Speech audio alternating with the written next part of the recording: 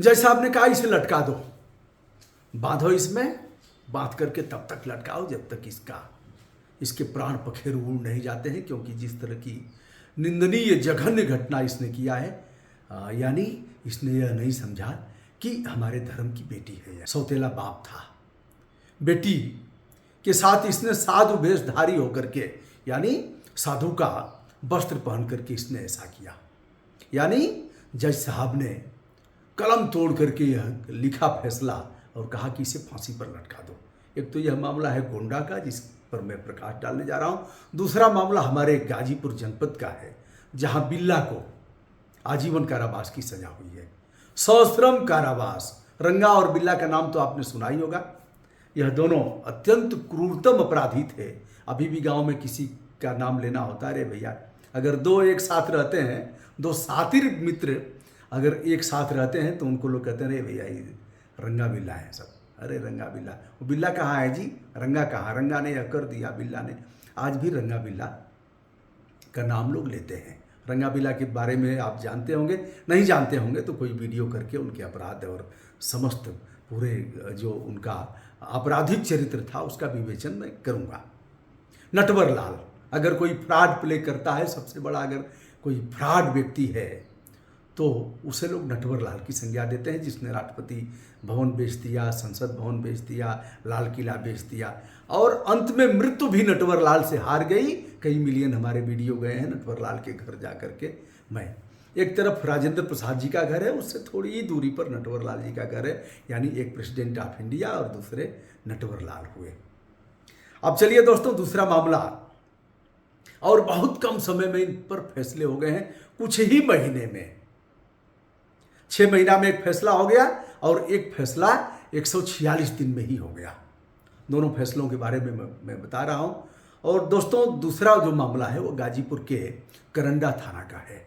करंडा थाना का गोसंदेपुर गांव, जहां 27 जुलाई को एक मोहल्ले की दादी के देहावसान होने के बाद लोग चले जाते हैं चोचकपुर शमशान घाट पर उनका अंतिम संस्कार करने के लिए।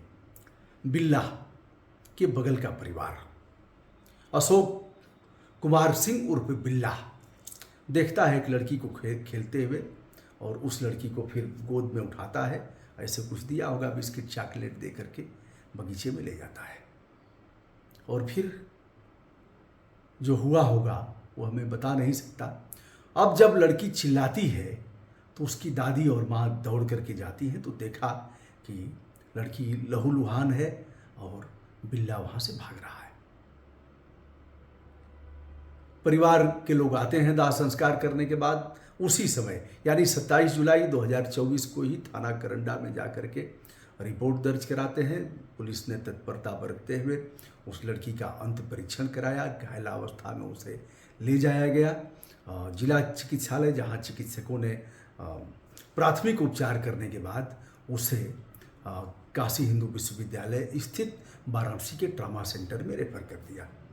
6-7 दिन तक उसका इलाज चलता है, जान बच जाती है, किंतु लड़की बेहद सदमे में है। अब उसके बाद पुलिस ने रिपोर्ट दर्ज किया, बिल्ला को भी अरेस्ट कर लिया। बिल्ला राजपूत परिवार से आता है और यह लोग यदुवंशी परिवार से आते हैं, बगल में ही घर है। मामला इतना संवेदनशील होता है कि इस मामले को स्थानीय सांसद भी उठाते हैं। उसी समय अयोध्या का मामला चल रहा था, मिल्कीपुर का।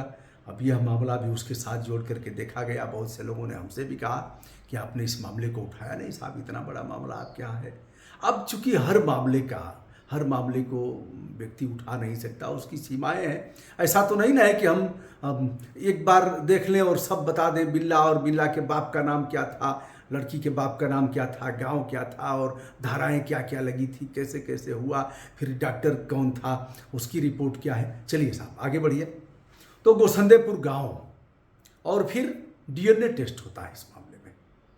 डीएनए टेस्ट में यानी लड़की के कपड़े और उस पर जो दाग लगा था उसका वह था, फिर बाल से लेकर के उसका बिल्ला और इसका दोनों का होता है। डीएनए रिपोर्ट में भी यह बातें सिद्ध होती हैं। अब इस मामले में जज साहब ने पेश कराया।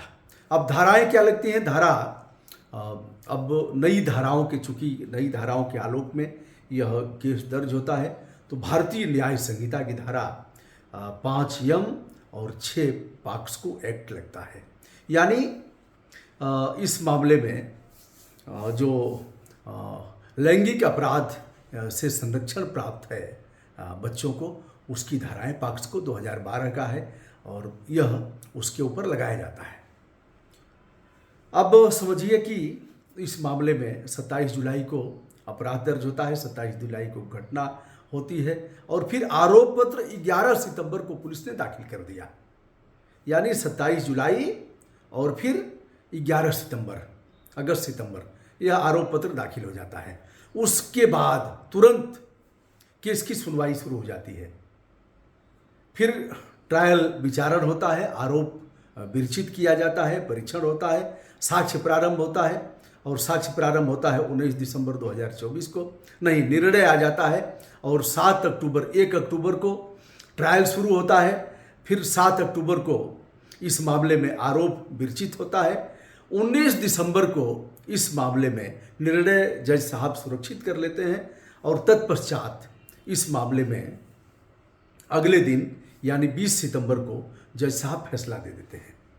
देखा जाए तो इसमें शासकीय अधिवक्ता हैं रविकांत पांडे, विधि विज्ञान प्रयोगशाला की रिपोर्ट है और यह सब देखते हुए जो जज साहब हैं वो इस मामले में फैसला देते हैं।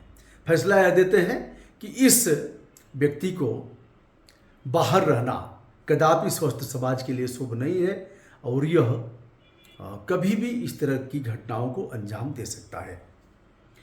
दोस्तों, इस मामले में बिल्ला चूंकि पुलिस की गिरफ्त में था, जब निर्णय सुरक्षित रखा गया फिर पुलिस उसे पकड़ती है, मतलब ले जाती है और वहीं से जेल में डाल देती है। एक ऐसी घटना जिसके प्रति लोगों की उत्सुकता थी, जिसे लेकर के पुलिस प्रशासन पर भी लोग हमले कर रहे थे।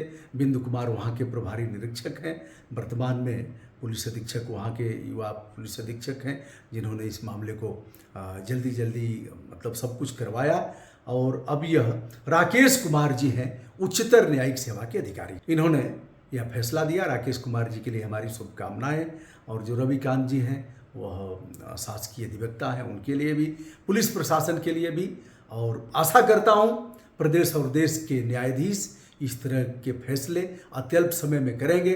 अभियोजन शीघ्र मामले में अपना पक्ष रखेगा, गवाहों को पेश कराएगा। इस मामले में कुल 8 चक्षुदर्शी थे, जिसमें विशेषज्ञ हैं, चिकित्सक हैं और निरीक्षक हैं, थाने के अन्य लोग हैं, जो लड़की है उसकी माँ है, उसकी दादी है, उसके पिता हैं, सब ने समय से अपनी गवाही दिया और इस परीक्षण के उपरांत जज साहब ने फैसला दिया। जो मामला गोंडा का है उसे हमने बताया, जिस मामले में फांसी की सज़ा हुई है, यह 182 दिनों में जज साहब ने फैसला दिया है। और जज साहब HJS हैं, राजेश नारायण मरी त्रिपाठी, और यह पॉक्सो एक्ट देखते हैं गोंडा में। उनके लिए भी हमारी शुभकामनाएं। बहुत बहुत बधाई, धन्यवाद।